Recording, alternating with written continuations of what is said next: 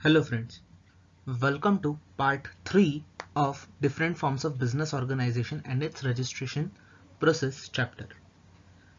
अभी तक हमने सोल प्रोप्राइटरशिप और पार्टनरशिप का डिस्कशन किया है। अभी हम आगे बढ़ते हैं HUF के साथ, that is Hindu undivided family business के साथ। तो Joint Hindu family is created by an operation of law. It does not have any separate legal entity from that of its members. Okay तो ये हिंदू सक्सेशन एक्ट जो है उसके तहत create की जाती है। ओके और ये बिजनेस गवर्न होता है हिंदू लॉ के अकॉर्डिंग में। हिंदू लॉ के अकॉर्डिंग ये बिजनेस गवर्न होता है। और यहाँ पे अगर किसी को मेंबरशिप लेनी है, मतलब वो बिजनेस का हिस्सा बनना है, तो एक तो वो फैमिली में बर्थ लेना पड़ेगा या फिर वो फैमिली में मैरिज करके आपको जाना पड़ेगा। ये दो ही सिनेरियोज है जिसमें HUF में कोई नया मेंबर ऐड हो सकता है। ठीक है, तो हिंदू अनडिवाइडेड फैमिली मतलब अगर आपको जनरल टर्म्स में समझाने जाऊँ तो एक फैमिली ऑपरेटेड बिजनेस आप उसे बोल सकते हैं। मतलब जहाँ पे एक फैमिली इकट्ठा हुई हो, वो साथ मिलके कुछ बिजनेस करते हो और परिवार का हर एक सदस्य वो बिजनेस का भी मेंबर रहता है। ओके अभी यहाँ पे दो स्कूल ऑफ थॉट्स है HUF में। अगर आपके बुक की बात कीजिए तो एक है दया भागा जो बंगाल और असम में प्रेवलेंट है, और दूसरी है मिताक्षरा जो बाकी के कंट्रीज में प्रेवलेंट है। According to Mitakshara there is a son's right by birth in the property of the joint family. मतलब एक बार बेटे का जन्म हो गया तो वो फैमिली का और फैमिली बिजनेस का दोनों का हिस्सेदार बन जाता है। ठीक है, बट अगर दया भागा की बात करें तो यहाँ पे बेटियों को भी HUF का हिस्सा कंसिडर किया जाता है। फिर ये HUF जो है, जैसे हमने पार्टनरशिप में देखा था कि एक मैनेजिंग पार्टनर रहता है, वो जो day to day business affairs और क्रूशियल डिसीजंस को हैंडल करता है, वैसे ही HUF में एक कर्ता पर्सन रहता है। ठीक है, जिसको हम नॉर्मल टर्म्स में मैनेजर भी बोल सकते हैं। तो ये कर्ता का क्या फंक्शन रहता है, तो कर्ता पूरे बिजनेस को एज अ मैनेजर संभालता है और क्रूशियल डिसीजंस भी पूरे उसके हाथ में रहते हैं। HUF की अगर लाइबिलिटी की बात करूं तो मेंबर्स की लाइबिलिटी लिमिटेड रहती है, जितना उन्होंने बिजनेस में पैसा लगाया उतनी ही लिमिटेड रहेगी, बट कर्ता की लाइबिलिटी हमेशा अनलिमिटेड रहेगी, क्योंकि कुछ भी डिसीजन उसके सहमति के बिना नहीं लिया जा सकता। कर्ता की अगर बात करें तो जनरली बोला जाता है कि he is the eldest member of the family, but दोस्तों ऐसा जरूरी नहीं है कि वो एल्डेस्ट मेंबर ही हो। ठीक है, मतलब फैमिली मेंबर्स आपस में डिसाइड करके किसी छोटे को भी या जो पढ़ा लिखा वगैरह होगा उसको भी कर्ता बना सकते हैं। ठीक है, HUF अगर आपको क्रिएट कर रही है तो हिंदू सक्सेशन एक्ट के अंडर आप क्रिएट कर सकते हो, और कम से कम दो लोग चाहिए, दो लोगों की फैमिली चाहिए HUF क्रिएट करने के लिए। अभी कैरेक्टरिस्टिक्स की अगर हम बात करें तो वो ऐसे हैं: governed bye Hindu law. Joint Hindu family business जो है वो पूरा हिंदू लॉ के अंडर चलता है। दो स्कूल ऑफ थॉट से दया भगा एंड मिताक्षरा, दोनों का डिफरेंस क्या है हमने देख लिया है। फिर next feature is management. Management मतलब क्या, तो पूरा का पूरा मैनेजमेंट किसके हाथ में रहता है, कर्ता के हाथ में रहता है। तो HUF को आप as good as sole proprietorship consider कर सकते हो, क्योंकि जैसे सोल प्रोप्राइटर में जो भी बिजनेस ओनर रहता है उसके हाथ में पूरे डिसीजंस रहते हैं, वो पूरे डिसीजंस लेता है, वैसे ही HUF में कर्ता के हाथ में पूरे डिसीजंस ले सकते हैं। नो डाउट वो कौन सा भी डिसीजन लेने से पहले फैमिली मेंबर्स के साथ कंसल्ट जरूर करेगा, बट अगर फैमिली मेंबर्स राजी भी नहीं होंगे तो भी वो अपने अपने डिसीजंस खुद ले सकता है। कर्ता के डिसीजंस को कोई भी क्रॉस नहीं कर सकता। और फैमिली मेंबर्स को भी आउटसाइडर्स के साथ अगर डील करना है या कौन सा भी बिजनेस को कॉन्ट्रैक्ट वगैरह साइन करना है, बिजनेस की बिहाफ पे किसी को भी डील करना है, तो कर्ता की परमिशन बहुत ही जरूरी है। मेंबरशिप बाय बर्थ एक फीचर है, मतलब आपको यहाँ पे मेंबरशिप लेनी है तो वहाँ पे बर्थ ही लेना पड़ेगा, या फिर आप शादी करके भी गए तो भी आप वो HUF का हिस्सा बन सकते हो। लाइबिलिटी में यहाँ पे डिस्टिंक्शन है। मेंबर्स की लाइबिलिटी मतलब अदर देन कर्ता के जो मेंबर्स है, जिनको अलग टर्म में को पार्टनर्स भी बोला जाता है, उनकी लाइबिलिटी लिमिटेड रहती है, जितना उन्होंने बिजनेस में पैसा लगाया उतना ही, बट वेरएज कर्ता की लाइबिलिटी अनलिमिटेड रहती है। फिर परमानेंट एग्जिस्टेंस कैसे दोस्तों? क्योंकि कर्ता की डेथ हो जाए, या कर्ता लूनेटिक हो जाए, या कर्ता डिसेबल हो जाए, तो कोई दूसरा उसके जगह पे कर्ता बनता है, बट पीढ़ियों से वो बिजनेस कंटिन्यू रह सकता है, अनलेस एंड अनटिल वॉलेंटरीली सब मेंबर्स बिजनेस बंद करने का डिसाइड ना करें। Okay, then next is implied authority of karta. मतलब जब भी कर्ता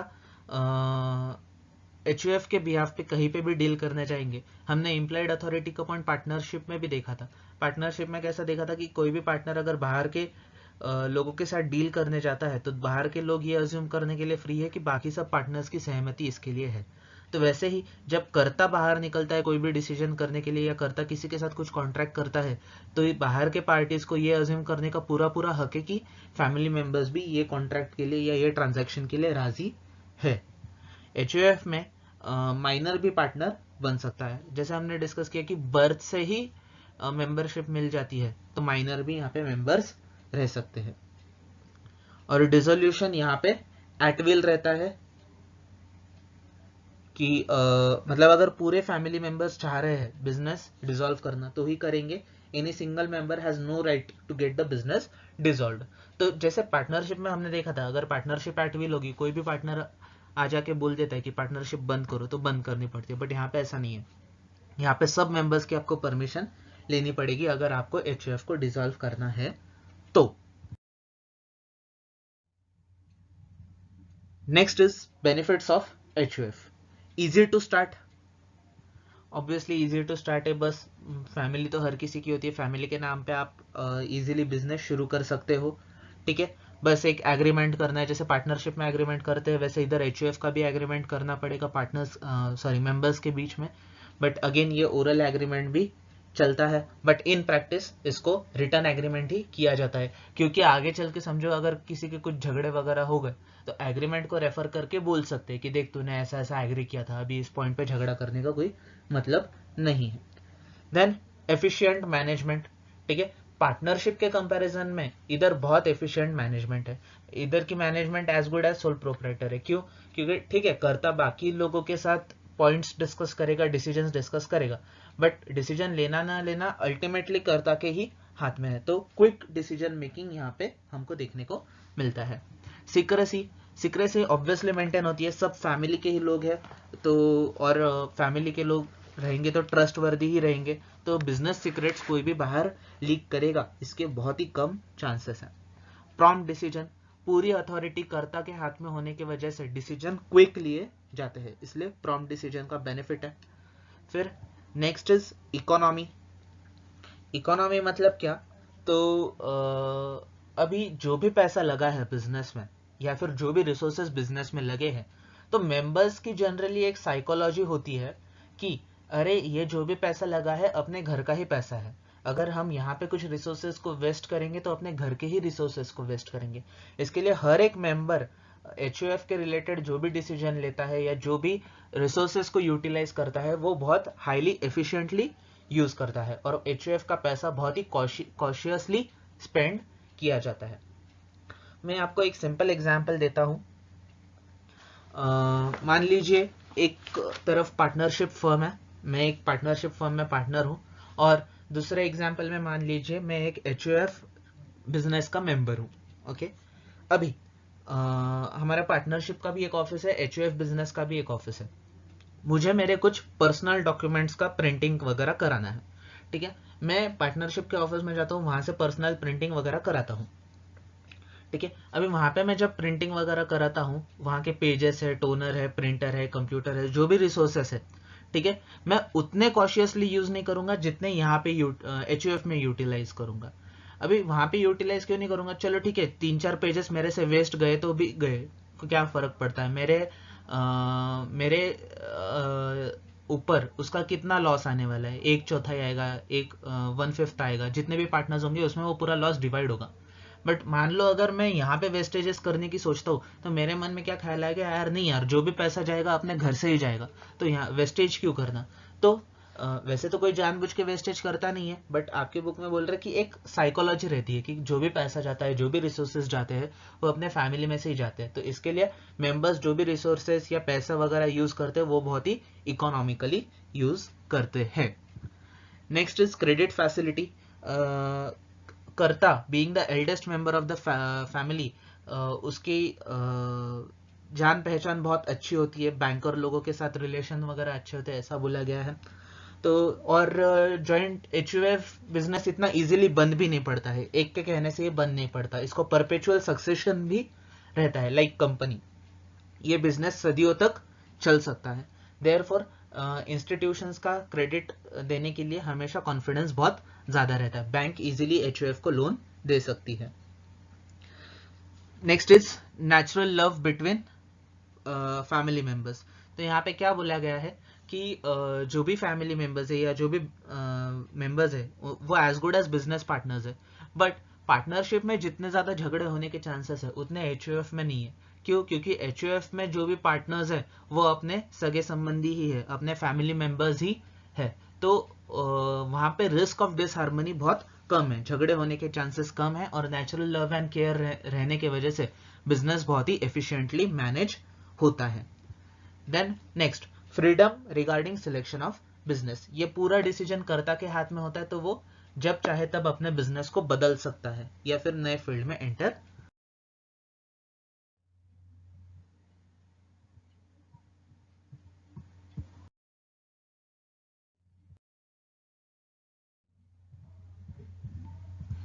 इनका मेन क्या काम क्या है? लोगों की मदद करना, ठीक है। और बायलॉज मतलब क्या? ये चार्टर्ड डॉक्यूमेंट रहते हैं सोसाइटी के लिए। बायलॉज मतलब सोसाइटी के चार्टर्ड डॉक्यूमेंट। जैसे कंपनी के लिए चार्टर्ड डॉक्यूमेंट, बेसिक डॉक्यूमेंट क्या हो गया? AOA, MOA, okay, that is spinal cord of company. वैसे ही मल्टी स्टेट कोऑपरेटिव सोसाइटी के लिए बायलॉज चार्टर्ड डॉक्यूमेंट हो गया, मतलब उसमें सब रोल्स एंड रिस्पॉन्सिबिलिटीज और क्या क्या ऑब्जेक्टिव्स है वगैरह वो सब लिस्ट किए हुए रहेंगे, ठीक है। मल्टी स्टेट कोऑपरेटिव सोसाइटी की मतलब it is a body corporate और उसकी लिमिटेड लाइबिलिटी रहती है, मेंबर्स की अनलिमिटेड लाइबिलिटी नहीं रहती है। No part of fund other than net profit shall be distributed among members. तो ये लोगों का पैसा इकट्ठा हुआ है, इससे किसी को एक को प्रॉफिट नहीं मिलना चाहिए। अगर बाय चांस कुछ प्रॉफिट हो जाता है, ठीक है, एक तो no profit no loss basis पे ही इन्होंने काम करना है, बट ठीक है, कॉस्ट रिकवर करने के लिए इनको थोड़ा ना थोड़ा प्रॉफिट करना पड़ता है, और थोड़ा प्रॉफिट हो गया तो प्रॉफिट ही आप लोगों में बांट सकते हो, दूसरा कोई भी पैसा लोगों में बांटना नहीं है। Investment can be made only in permissible securities, ठीक है, जिसको जिसको परमिशन मिली है उसमें ही डाल सकते हो, नहीं तो क्या हो जाएगा कि सोसाइटी के नाम पे लोगों से लोग पैसा इकट्ठा कर देंगे और मार्केट में इन्वेस्ट कर देंगे, और स्टॉक मार्केट जैसा भी नीचे गिरा हुआ वैसा गिर गया तो लोगों का पैसा बर्बाद हो जाएगा। तो इसके लिए लॉ में बोला गया है कि उधर उन्होंने सेफ इन्वेस्टमेंट बोला है, जैसे गवर्नमेंट बॉन्ड्स में इन्वेस्ट करो, आरबीआई के बॉन्ड्स में इन्वेस्ट करो, एफडीज में इन्वेस्ट करो, तो वहां पे ही आप इन्वेस्ट कर सकते हो। Contribution to political parties or loan to non-members or borrowing from external sources is prohibited, ठीक है। पॉलिटिकल पार्टी को पैसा नहीं देना, नहीं तो ये पॉलिटिकल हित के लिए सोसाइटी बनाई ऐसा हो जाएगा। नॉन मेंबर्स को भी पैसा नहीं देना चाहिए, ये सोसाइटी हमने मेंबर्स के लिए बनाई है तो बस मेंबर्स को ही पैसा मिलना चाहिए। और ऑडिट करना भी यहाँ पे कंपलसरी, सेक्शन 65 के पहले का अगर आप देखोगे तो एनुअल ऑडिट करना भी सोसाइटी के लिए मैंडेटरी है। सेंट्रल गवर्नमेंट में डायरेक्ट फॉर स्पेशल ऑडिट, मतलब क्या? एनुअल ऑडिट तो आपको करना ही है आपके हिसाब से ऑडिटर अपॉइंट करके, बट अगर गवर्नमेंट को आपके सोसाइटी में कुछ प्रॉब्लम लगता है, कुछ उसको फिशी लगा, तो गवर्नमेंट खुद स्पेशल ऑडिट के डायरेक्शंस भी दे सकते हैं। Any application for registration of multi-state cooperative society of which all members are individual should be signed by at least 50% from each state concerned। मतलब क्या? अगर आपको मल्टी स्टेट कोऑपरेटिव सोसाइटी बनानी है तो मतलब आप मल्टी स्टेट बनाने जा रहे हो, मतलब आपका प्रेजेंस एक से ज्यादा स्टेट में है, 2 स्टेट में है, तो हर एक स्टेट में जहां जहां पे भी आपका प्रेजेंस है वहां से कम 50 मेंबर्स की साइन आपको एप्लीकेशन लेटर पे लेनी है। ठीक है, बेनिफिट्स के एक शॉर्ट में डिस्कशन कर लेते, ज्यादा कुछ बोला भी नहीं है। तो लो लेंडिंग रेट मतलब क्या, जो क्रेडिट कोऑपरेटिव सोसाइटीज है वो गरीबों के भले के लिए ही है, तो कम से कम दाम में वो इंटरेस्ट देते हैं। हालांकि आपके बुक में बोला है, बट प्रैक्टिकली कोऑपरेटिव बैंक्स के या कोऑपरेटिव सोसाइटीज के रेट सबसे ज्यादा रहते हैं, क्योंकि वो रिस्क भी ज्यादा लेते हैं। वो जो भी गरीब लोग हैं या ऐसे लोग जिनका क्रेडिट स्कोर खराब है, जिनको बैंक लोन नहीं देता, उनको ये लोग लोन देते हैं, इसके लिए इनकी रिस्क ज्यादा रहती है, तो इंटरेस्ट रेट भी ये ज्यादा चार्ज करते हैं। Can function pan India, okay, आप मल्टी स्टेट का रजिस्ट्रेशन ले लो तो आप पूरे स्टेट्स में आपके सोसाइटी को एक्सपांड कर सकते हो। फिर कंप्लायंस कॉस्ट भी ज़्यादा कुछ नहीं है मल्टी स्टेट कोऑपरेटिव सोसाइटी के लिए। ये अगेन कंपनी के एंगल से हम बात कर रहे हैं, ओके।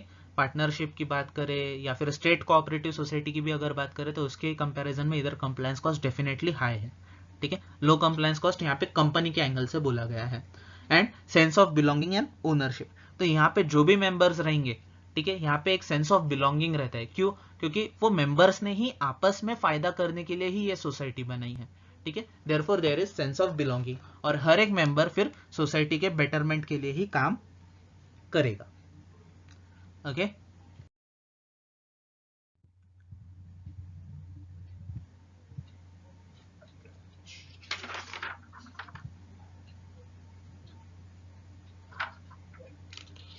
अभी हम देखते हैं कोऑपरेटिव सोसाइटी का फॉर्मेशन कैसे करेंगे। तो सबसे पहले किधर भी रजिस्ट्रेशन करना हो तो आपको एप्लीकेशन देना पड़ेगा। यहाँ पे एप्लीकेशन देंगे। एप्लीकेशन कौन से फॉर्म में देना है? फॉर्म 1। कहाँ पे सबमिट करना है? सेंट्रल रजिस्ट्रार के पास। सेंट्रल रजिस्टर कहाँ पे है? न्यू दिल्ली में, ओके। तो फॉर्म 1 सबमिट करना है कहाँ? सेंट्रल रजिस्टर को, न्यू दिल्ली, ठीक है। उसके साथ ये एनक्लोजर्स देने हैं। एनक्लोजर्स मतलब क्या? डॉक्यूमेंट्स लगाने हैं इसके पीछे। क्या क्या डॉक्यूमेंट्स लगाने हैं? तो a certificate from bank स्टेटिंग credit balance in favour of proposed multi state cooperative society. अभी मल्टी स्टेट कोऑपरेटिव सोसाइटी जो भी बनने जा रही है उसका बैंक अकाउंट तो होगा ही, तो बैंक अकाउंट की तरफ से एक सर्टिफिकेट लगेगा कि ये मल्टी स्टेट कोऑपरेटिव सोसाइटी के पास बैंक में कितना पैसा जमा है।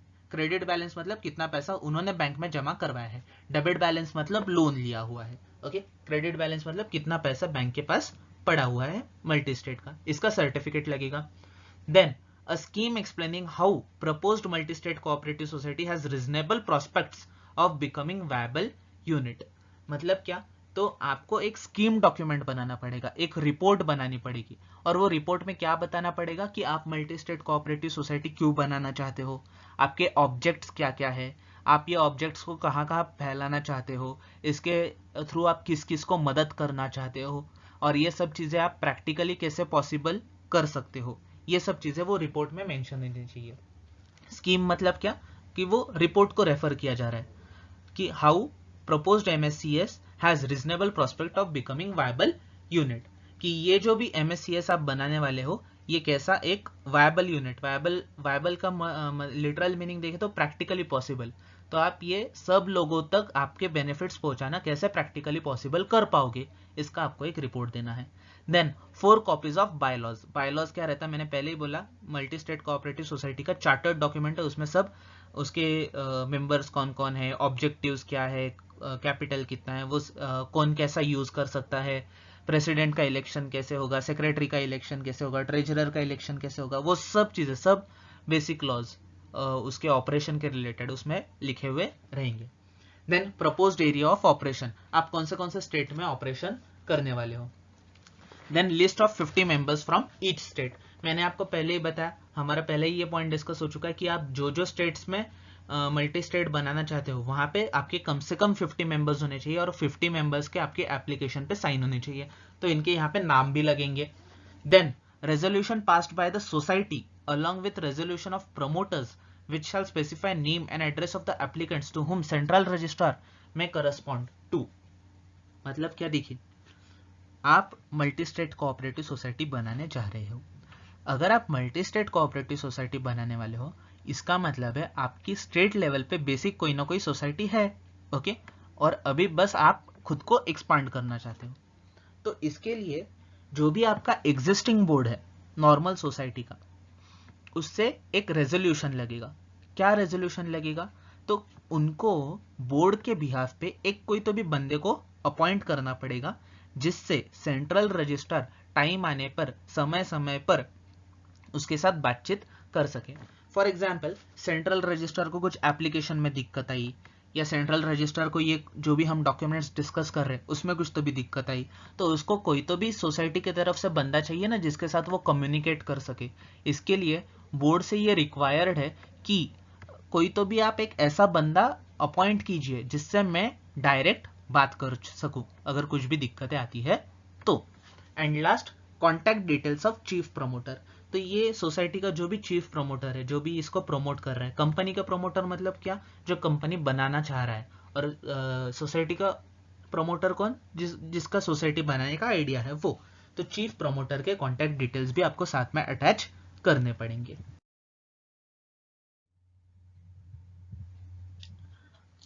ओके, ये तो हो गए बेसिक डॉक्यूमेंट्स। ओके, ये हर एक मल्टी स्टेट कोऑपरेटिव सोसाइटी को लगेंगे।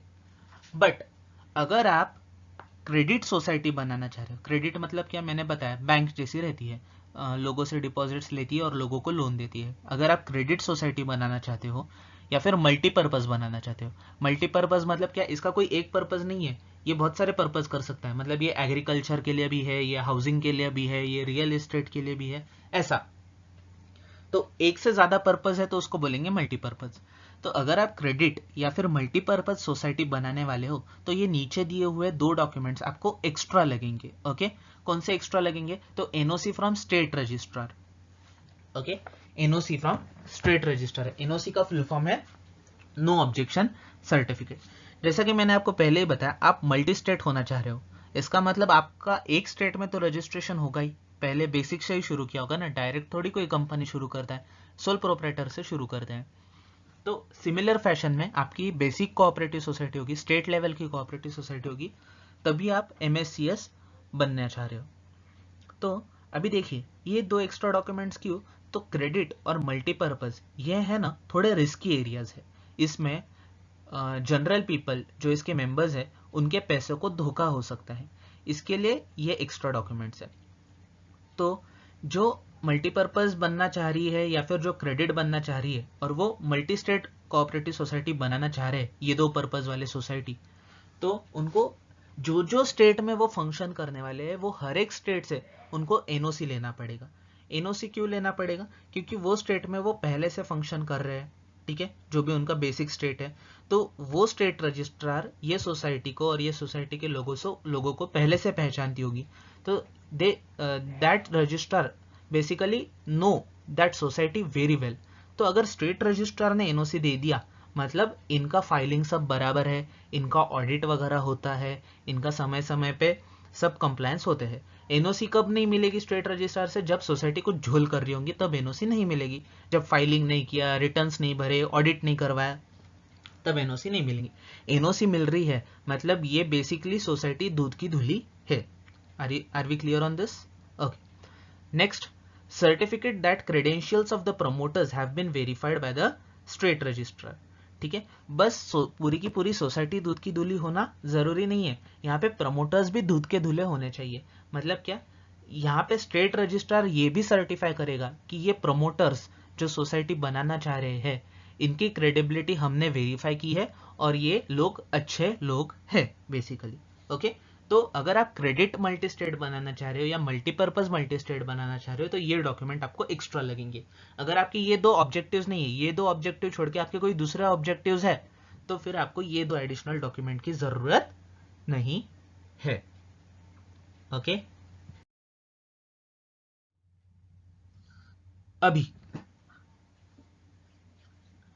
एक सोसाइटी है, उसको क्रेडिट और मल्टीपर्पज सोसाइटी बनना है, तो किससे एप्लीकेशन साइन करवाना पड़ेगा इसके ऊपर ये चार्ट है। मैं आपसे पहले रिक्वेस्ट करूंगा आप वीडियो को 2 मिनट पॉज करके ये चार्ट को आपके नोट्स में कॉपी कर ले, बुक में कॉपी कर ले और फिर आगे का डिस्कशन सुने। ओके, होप आपने चार्ट को कॉपी कर लिया होगा। अभी इसके ऊपर डिस्कशन करते हैं। अगर रजिस्टर्ड सोसाइटी को क्रेडिट या मल्टीपर्पज बनना होगा तो ऑब्वियसली हमने देखा कि फॉर्म 1 में उसको एप्लीकेशन देना पड़ेगा। बट वो एप्लीकेशन किसने साइन करना चाहिए, इसके 4 अलग अलग सिनेरियोस बनते हैं। ठीक है, वो जो सोसाइटी है उसमें मेंबर्स जो है बस इंडिविजुअल है, मतलब तुम्हारे मेरे जैसे नेचुरल लोग, नेचुरल व्यक्ति मेंबर्स है। देन नेक्स्ट सिनेरियो है मेंबर्स आर सीएस। अभी यहाँ सीएस का मतलब कंपनी सेक्रेटरी नहीं है, कोऑपरेटिव सोसाइटी। ओके, तो यहाँ पे देखिए, हाँ, तुम्हारे हमारे जैसे नेचुरल ह्यूमंस मेंबर है, यहाँ पे कोऑपरेटिव सोसाइटी, स्टेट लेवल की कोऑपरेटिव सोसाइटी है ना, वो मेंबर है। ठीक है, हमने पहले डिस्कस किया मल्टी स्टेट कोऑपरेटिव सोसाइटी और कोऑपरेटिव सोसाइटी ये दोनों सेपरेट लीगल एंटिटी है। तो नेचुरल ह्यूमन जो जो कॉन्ट्रैक्ट कर सकता है वो ये भी कर सकते हैं। तो अगर इंडिविजुअल सोसाइटी के मेंबर बन सकते हैं तो एक कोऑपरेटिव सोसाइटी भी दूसरी कोऑपरेटिव सोसाइटी के मेंबर हो सकती है। ठीक है, देन तीसरा सिनेरियो क्या है, multi state cooperative society and cooperative society, मतलब एक कोई तो भी स्टेट लेवल की है, एक या दो, एक से ज्यादा भी हो सकते हैं, और एक या एक से ज्यादा मल्टी स्टेट कोऑपरेटिव सोसाइटी यहाँ पे मेंबर है। और चौथा सिनेरियो है there are all types of members, मतलब मल्टी स्टेट भी है, वहां पे credit cooperative society, sorry normal cooperative society भी है, और तुम्हारे हमारे जैसे नेचुरल इंडिविजुअल्स भी है। अभी पहला सिनेरियो देखते हैं। अगर बस इंडिविजुअल है तो सवाल ही नहीं, हमने पहले जैसे डिस्कस किया, हर एक स्टेट से कम 50 लोगों ने एप्लीकेशन को साइन करना चाहिए। ओके, सिंपल बात। अभी यहां पे आते हैं, members are cooperative society, authorised representative of at least 5 society not registered in the same state. देखिए, अब समझने के लिए थोड़ा मुश्किल हो सकता है, ध्यान से सुनिएगा इसको। अभी साइन कौन करेगा, तो कोऑपरेटिव सोसाइटी खुद साइन कर सकती क्या, नहीं, माना वो सेपरेट लीगल एंटिटी है, बट वो इंसान के जैसे उसको हाथ तो नहीं है, वो साइन तो नहीं कर सकते। फिर उनके बिहाफ पे साइन कौन करेगा, ऑथोराइज रिप्रेजेंटेटिव। ऑथोराइज रिप्रेजेंटेटिव मतलब कौन, उसका बोर्ड, प्रेसिडेंट, ट्रेजरर, सेक्रेटरी वगैरह वो सब। ठीक है, उनमें से कोई भी कर सकता है, अपने बायलॉज पे डिपेंड करता है। इसके लिए वहां पे स्पेसिफिकली प्रेसिडेंट वगैरह बोला नहीं, यहाँ पे ऑथोराइज रिप्रेजेंटेटिव बोला है कि जो भी आपने बंदे को डिसाइड किया होगा वो। ठीक है, ऑफ एटलीस्ट 5 सोसाइटीज। ठीक है, मतलब क्या, अगर आपको मल्टी स्टेट बनना है और आपके मेंबर्स कोऑपरेटिव सोसाइटीज है, तो एक स्टेट से कम 5 सोसाइटीज ने हाँ बोलना चाहिए, 5 सोसाइटी मेंबर्स ने हाँ बोलना चाहिए, तभी जाके हम यहाँ पर परमिशन देंगे। तो not registered in same state मतलब क्या, तो जैसे यहाँ पे देखिए, यहाँ पे 50 लोग फ्रॉम ईच स्टेट बोला है ना, तो यहाँ पे अपन उल्टा बोल सकते कि 5 सोसाइटीज फ्रॉम ईच स्टेट, जहां जहां पे भी वो मल्टी स्टेट बनाना चाह रहे हैं वो। ओके, अभी थर्ड सिनेरियो पे आते हैं, मल्टी स्टेट भी मेंबर है, तो यहाँ पे कौन, maximum 2 cooperative society from each state. ठीक है, maximum 2 cooperative society from each state उसने हाँ बोलना चाहिए, और जितने भी मल्टी स्टेट होंगे उसने भी हाँ बोलना चाहिए। ठीक है, मल्टी स्टेट के सब सोसाइटीज ने भी हाँ बोलना चाहिए, और एक स्टेट से मैक्सिमम 2 जन हाँ बोल सकते हैं। And there are all types of members, मतलब सब टाइप के मेंबर्स है। तो इंडिविजुअल्स है तो 50 इंडिविजुअल लगेंगे, एक cooperative society from each state लगेगी, और एक मल्टी स्टेट कम से कम लगेगी। ठीक है, अगेन हम रिवाइज करते हैं, एक एग्जाम्पल के साथ देखते हैं। ठीक है, पहला सिनेरियो लेते हैं, एक कोऑपरेटिव सोसाइटी है महाराष्ट्र की। ठीक है, स्टेट कोऑपरेटिव सोसाइटी है महाराष्ट्र की, उसको गुजरात में भी अपना ऑफिस डालना है, मतलब उसको महाराष्ट्र एंड गुजरात दोनों मिला के मल्टी स्टेट कोऑपरेटिव सोसाइटी बनानी है।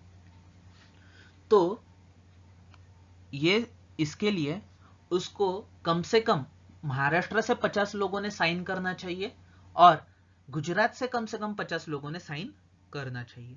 ठीक है, समझो महाराष्ट्र से 70 लोगों ने किया और गुजरात से 30 लोगों ने किया, तो वो सेट ऑफ नहीं होता, नॉट वैलिड।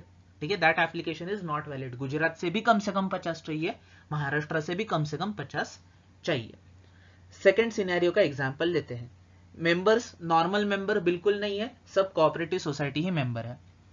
तो कोऑपरेटिव सोसाइटी में अगर कम से कम महाराष्ट्र से 5 सोसाइटीज ने पॉजिटिव मतलब उसको साइन करना चाहिए और गुजरात से भी 5 सोसाइटी ने उसको साइन करना चाहिए। ठीक है, अभी आपका सवाल होगा कि उतने मेंबर ही नहीं है, समझो महाराष्ट्र में 2 ही मेंबर है और गुजरात में 3 ही मेंबर है, तो आप मल्टी स्टेट बना ही नहीं सकते, आप मल्टी स्टेट बना ही नहीं सकते, आप रजिस्टर नहीं कर सकते उसको। ठीक है, कम से कम 5 बोला है उन्होंने, तो हर एक स्टेट से कम 5 लगेंगे ही लगेंगे। Then members are multi state भी है और कोऑपरेटिव सोसाइटी भी है।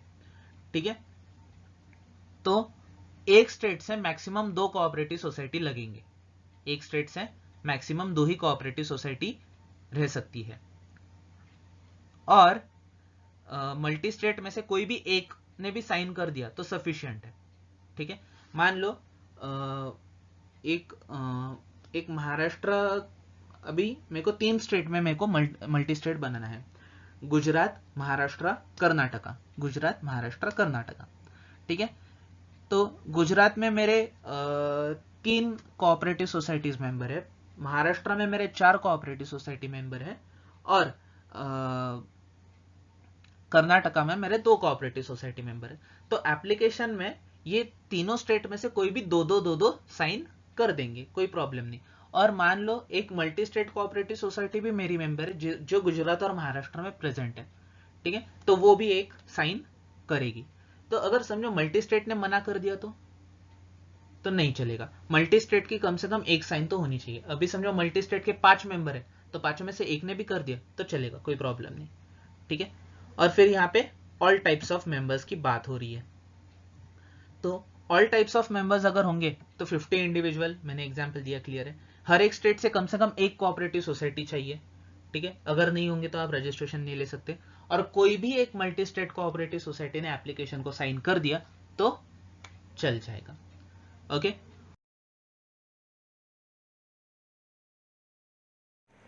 होपफुली आपको ये सब चीज़ें समझी होगी।